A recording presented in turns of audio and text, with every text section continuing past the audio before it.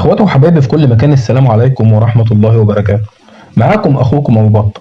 النهارده ان شاء الله هنتكلم عن تقدير الفراعنة القدماء للمرأة. المرأة في مصر القديمة كانت بتتمتع بمكانة متميزة.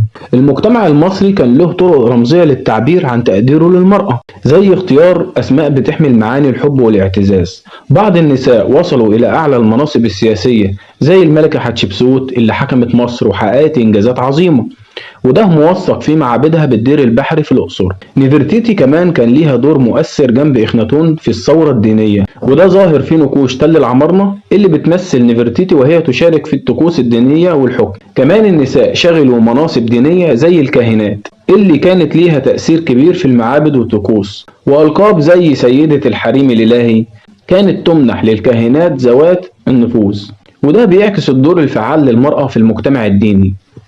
الاحتفاء بالمرأة في التراث والفنون. وفي مصر القديمة زمان كان أسامي النساء ليها معاني جميلة جدا.